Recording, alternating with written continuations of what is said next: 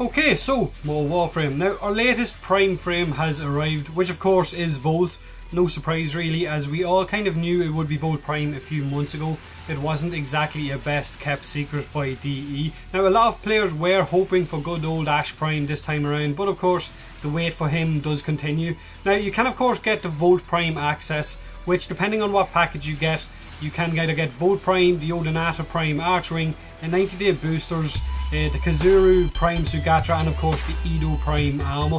Now the accessory pack is the only thing that I actually felt was worth it. The Edo Prime armor looks amazing, and the lightning that arches around its shoulders is absolutely awesome. And of course the boosters are always welcome and definitely worth it. Now no Prime weapons came with this Prime access, which I feel is a bit of a letdown. I was hoping for something new, maybe a Heck Prime or something along those lines.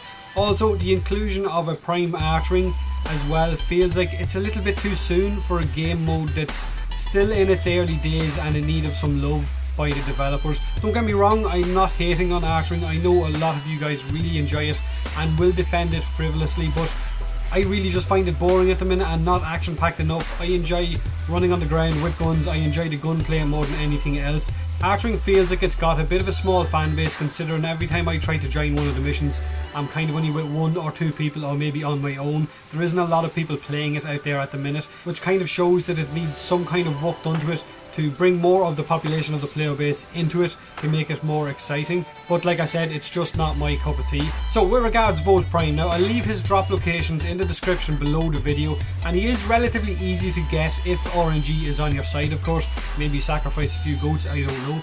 I rush built mine and it cost me about 70,000 credits and 125 platinum. Now if you don't want to rush build him, then you are going to have to wait almost 5 days for that full build, which is entirely up to you. Now when you compare the differences between the original Volt, which I know a lot of you guys love and might have used as your first frame, compare that to the Prime Volt.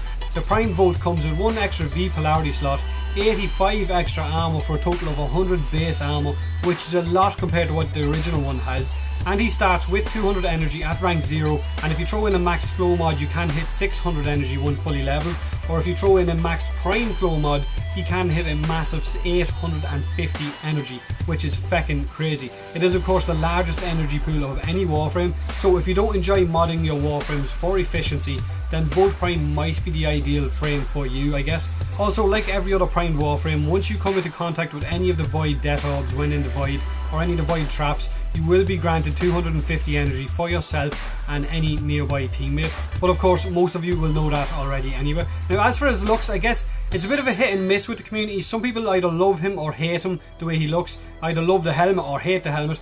I like his looks, but his pointy shoulders were a little bit too much for me, so I stuck on the Edo Prime armor, and I think he looks so much better with that armor on than with his actual stock shoulders. Now as for his weird oblonged pointy fucking crotch shape, I have no idea why it looks like that. I guess he doesn't just have the largest energy pool, eh? You can also call him King Dingling Volt, I guess, if you want.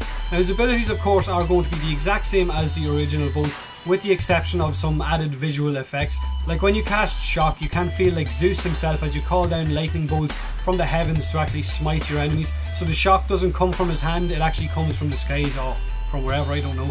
Also, when Volt Prime casts any of his abilities, sparks will jump off him for the duration of the cast, which looks absolutely amazing.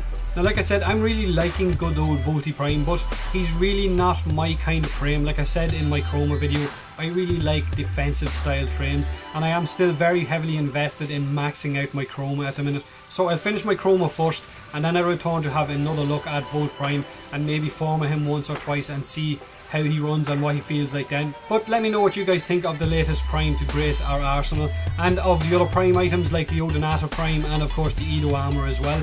Hit that like button if you enjoyed the video, hit that subscribe button for more Warframe, and as always, thanks so much for watching.